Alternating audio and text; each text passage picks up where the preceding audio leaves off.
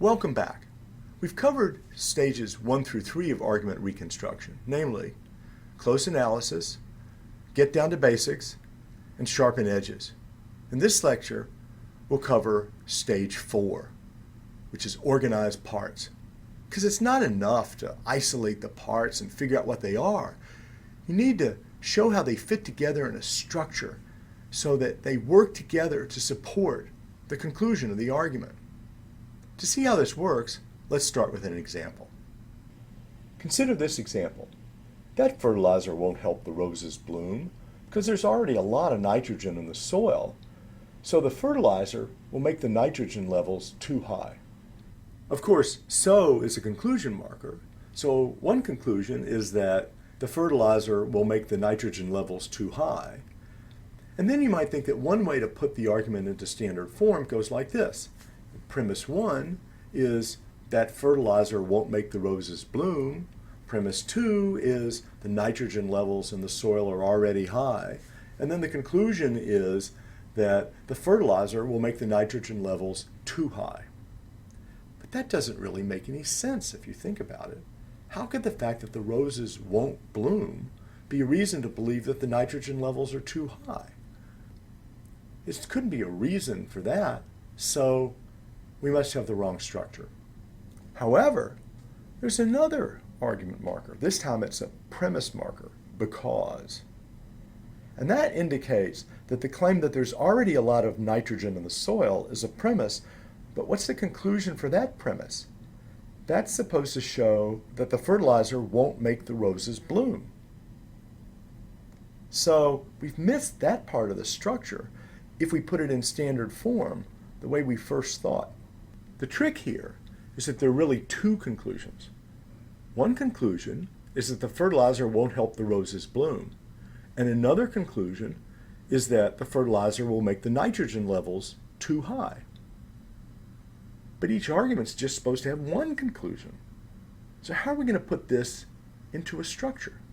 The solution is that there are two arguments. One is that the nitrogen levels in the soil are already high, therefore adding the fertilizer will make them too high. And the second argument is that adding the fertilizer will make the nitrogen levels too high, therefore the fertilizer will not make the roses bloom. Now notice that one argument really builds on the other, because the conclusion of the first argument is really a premise in the second argument.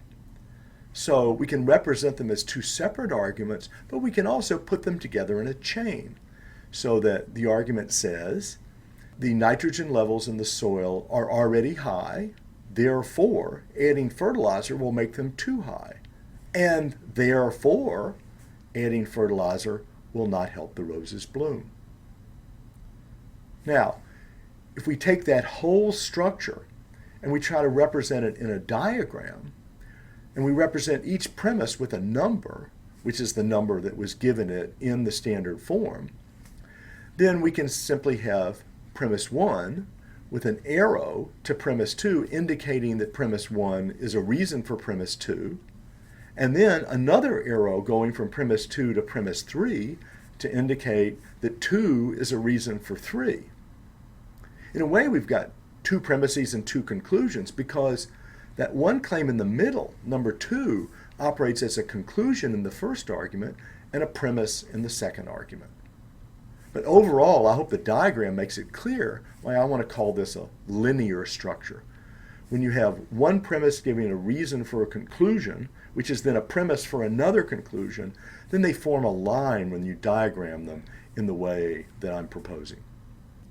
Arguments can have other structures too.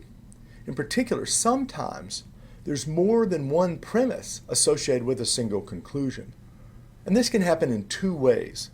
The first we're going to call the branching structure, and the second we're going to call the joint structure. Here's an example of the branching structure. I'm not going to go to the movie with you because I don't like horror flicks. And besides, I'm too busy. The word because is a premise marker. So that indicates that the conclusion is that I'm not going to go to the movie with you, and there are two premises. One is, I don't like horror flicks, and the other is, I'm too busy.